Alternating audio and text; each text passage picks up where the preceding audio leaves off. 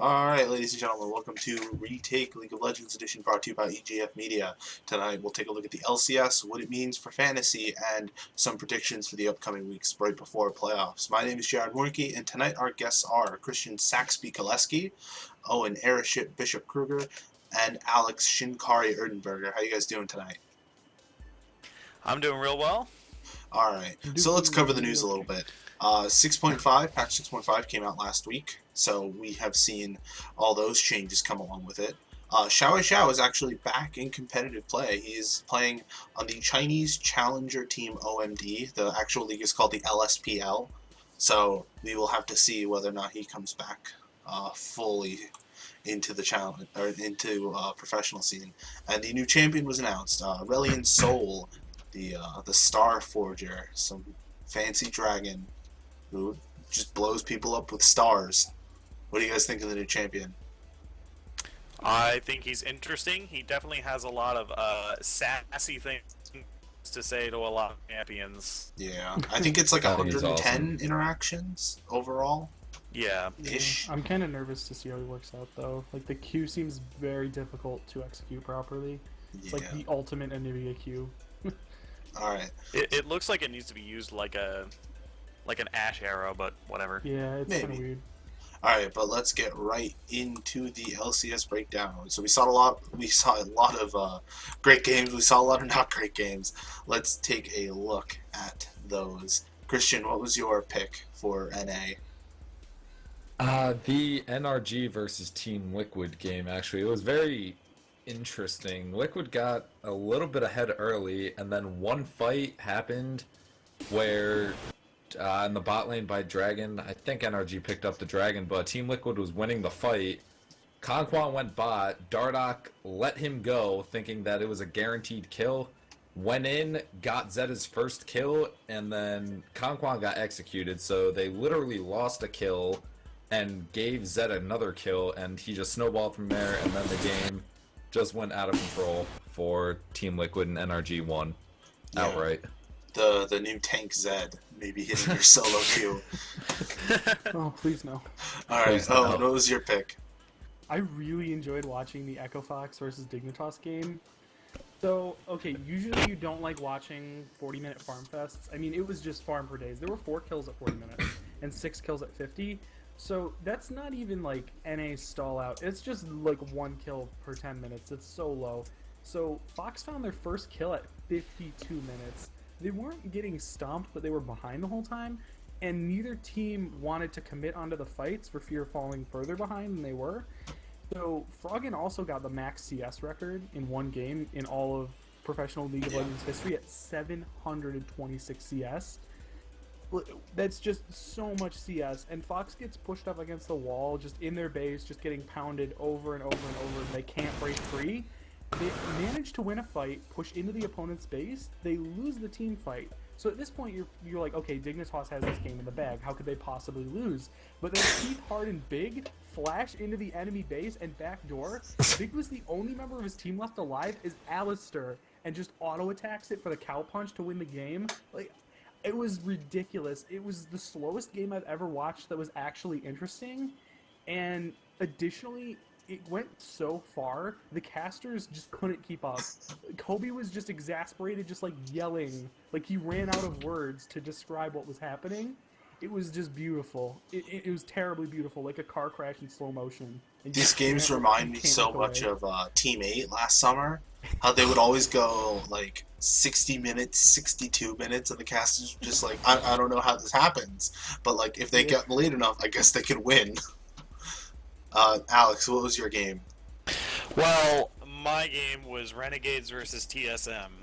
I am a huge Renegades fan. I've said that a few times on the show. I loved this game. I was watching it with a couple friends, like in a public place. We were like at a card shop, and we were like waiting for some like Magic people to get together. We were watching it, and I look away for a second. It's like, okay, Renegades are ahead, but they're probably just they probably won't like win this game. TSM does a good job of coming from behind, even against teams like Renegades, and Renegades has not been doing too well. So I'll just look away, and then I look back up, and Crumbs is getting interviewed. I was like, what? And it's just win against TSM. I was like, they won? So I go back and rewatch it. I was like, this is actually pretty good.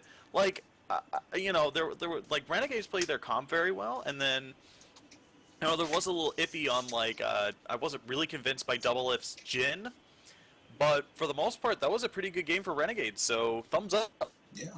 All right, let's go over to EU. Christian, what was your EU pick?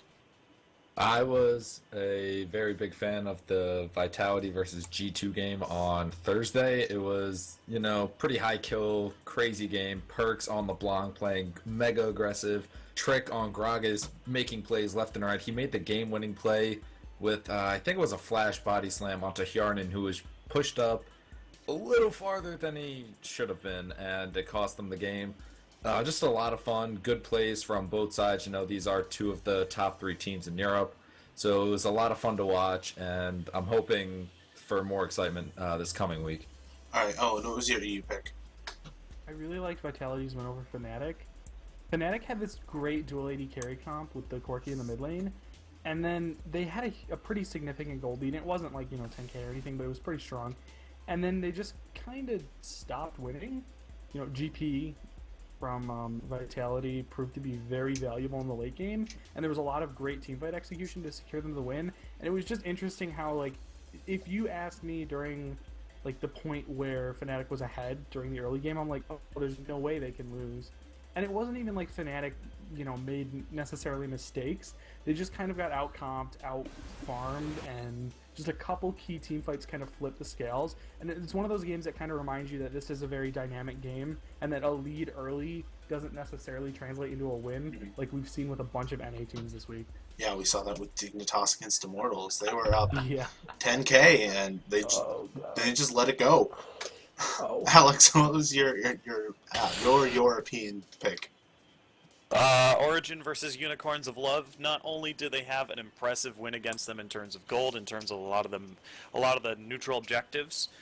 Return of the King, Xpeke gets unbenched from the coaching position that he put himself on, and comes and helps his team out for a win when they can't have Power of Evil for a week. Yeah, Power of Evil was sick.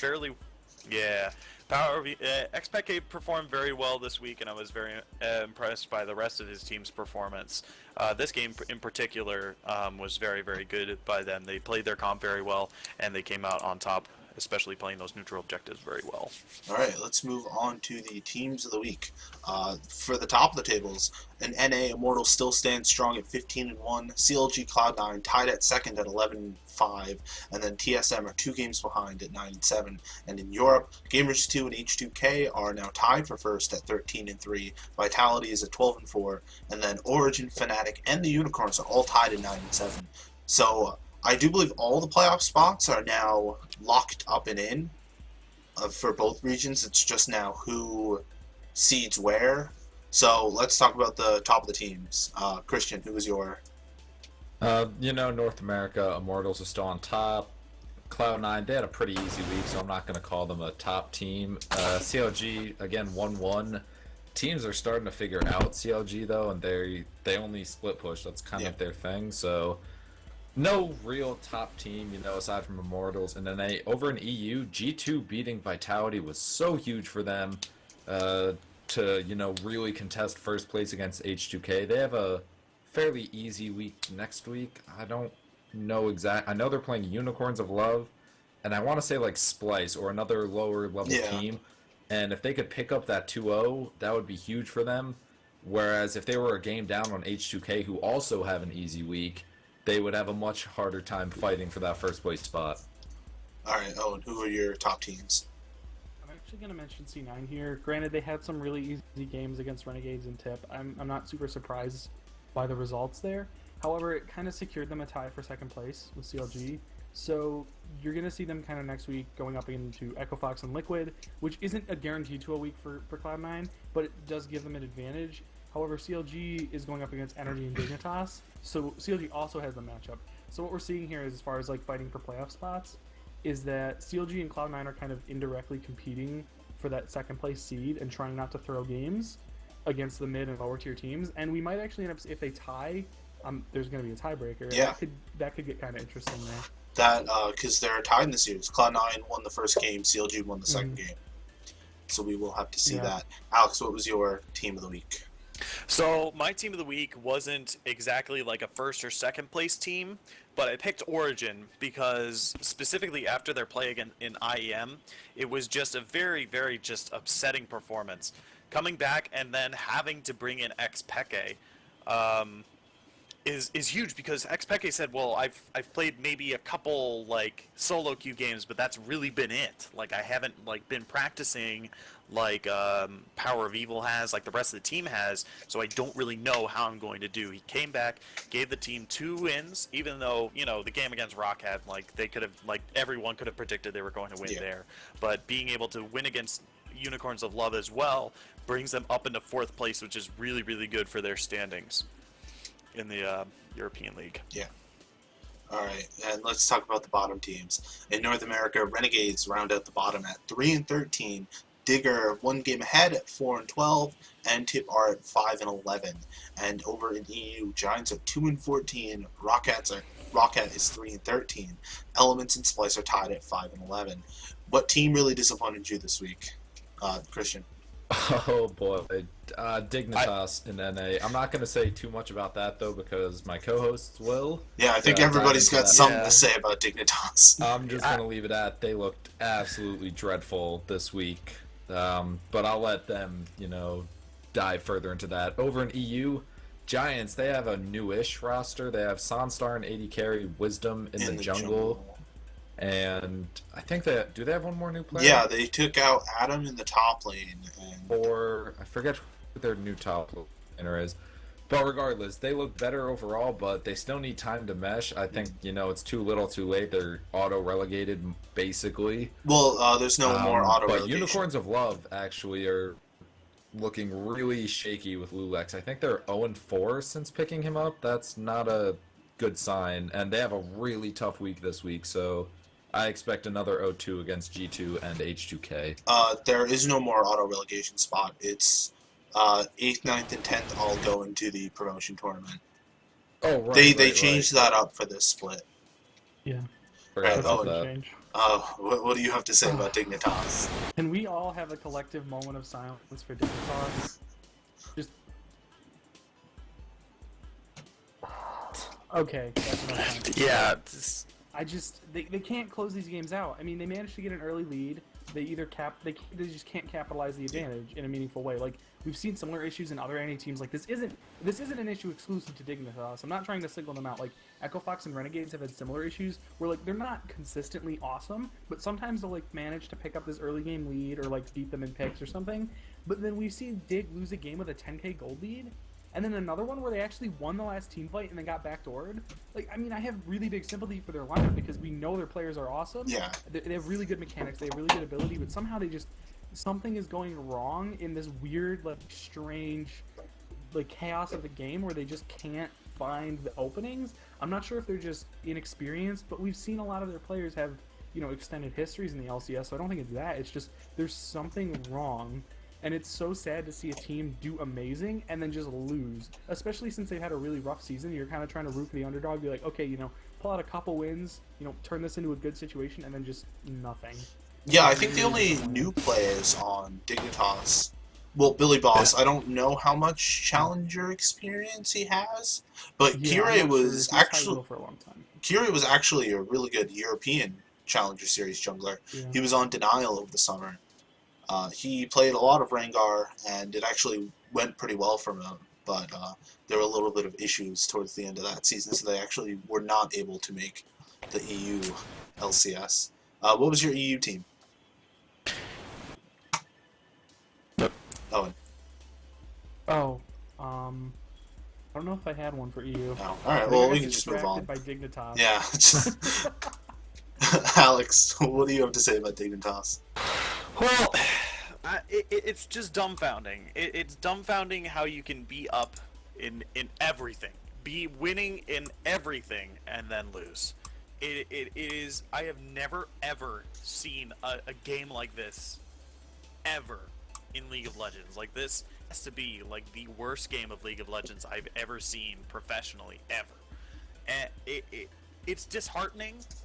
And I feel like as Jat was watching this game, like his soul is crushed. Yeah. Like I just feel him like this. I used to be a part of this team. Like God, like granted, you know, he probably didn't see, you know, back in the day it was like him, Kiwi Kid in the top lane, like Skara was still mid, and then like the AD carry in bot lane. I don't even remember. Maybe it was like Chowster or something.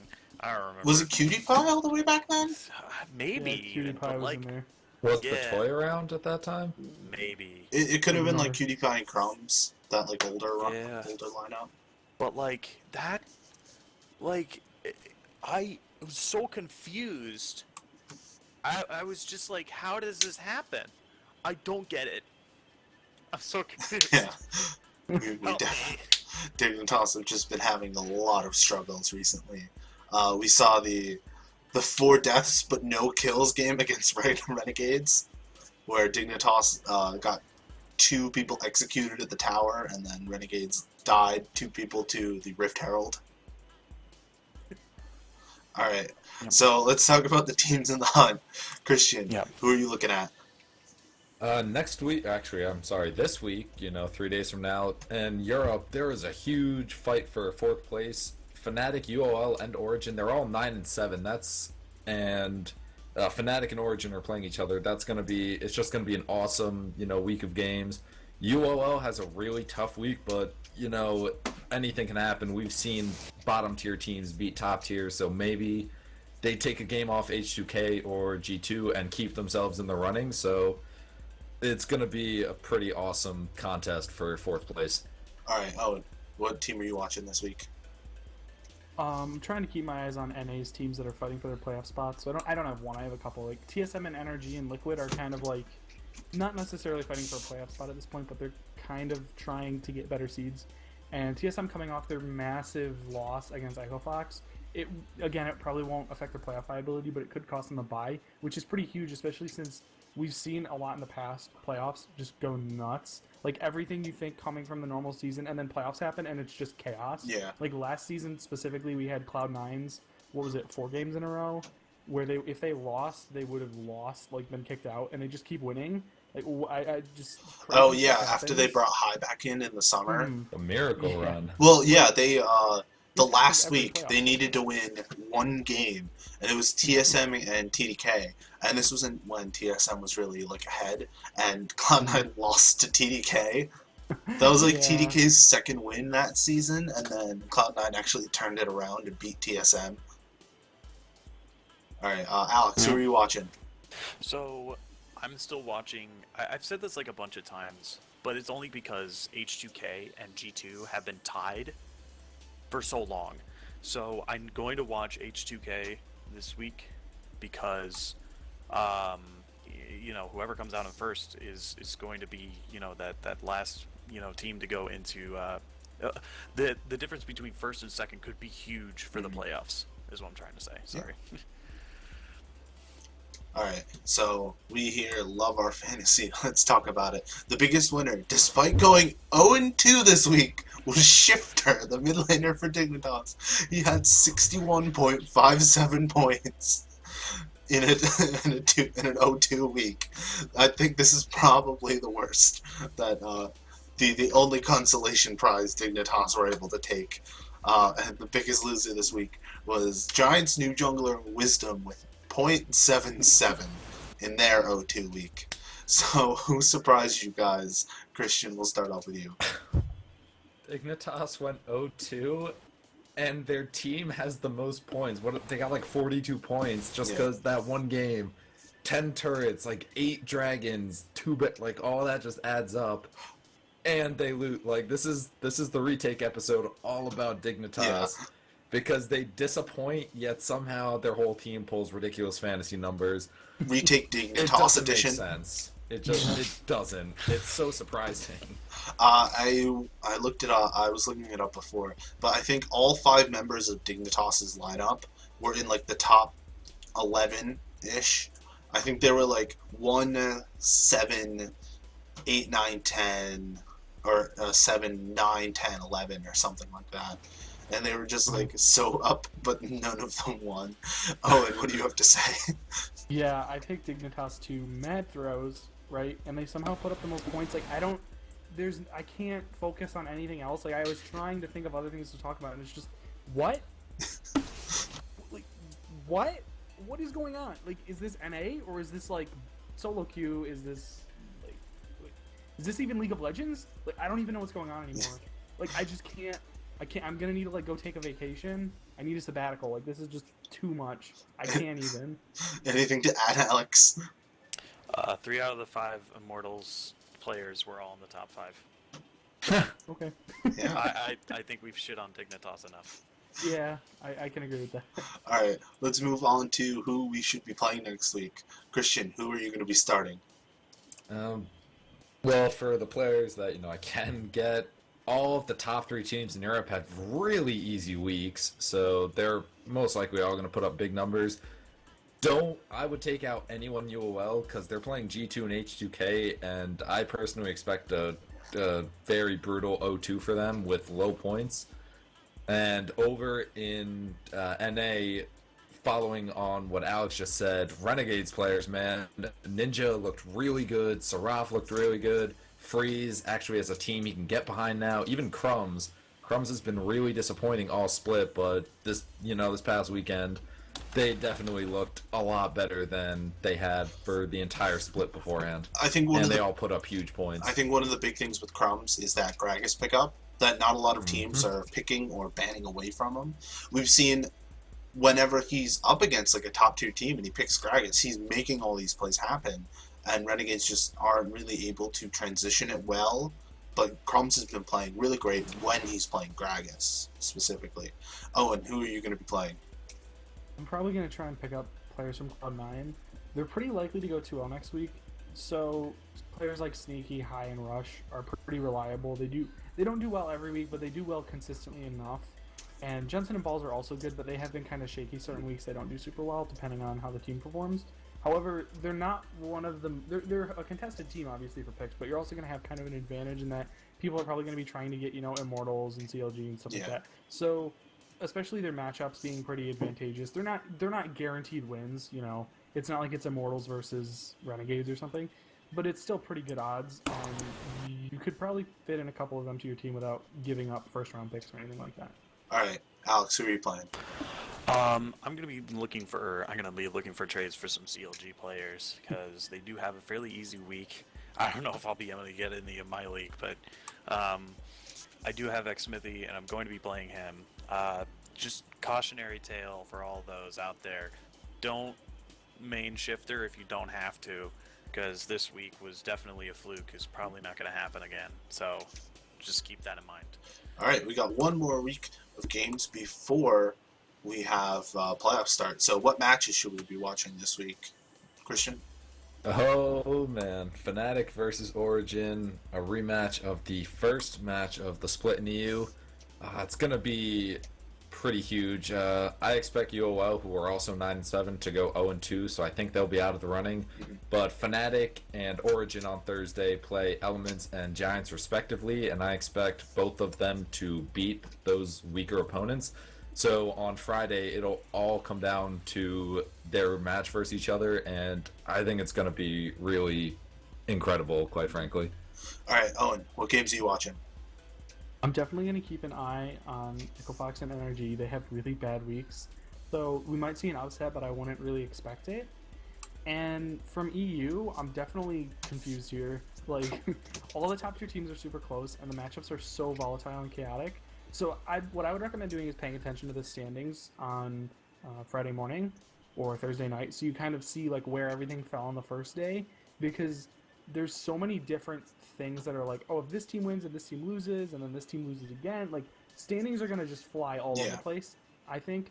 And so moving into playoffs, it's kind of too early to make any predictions. You're kind of going to have to look at the standings, and even then, use a region which has really close skill gaps as far as the high tier teams go.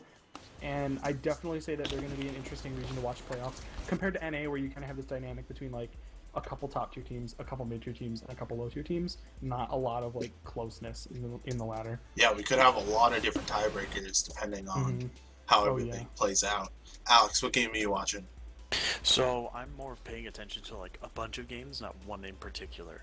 So a you have to watch G2 and H2K play this week, because whoever comes out on top is going to have first place, and that's huge for the playoffs.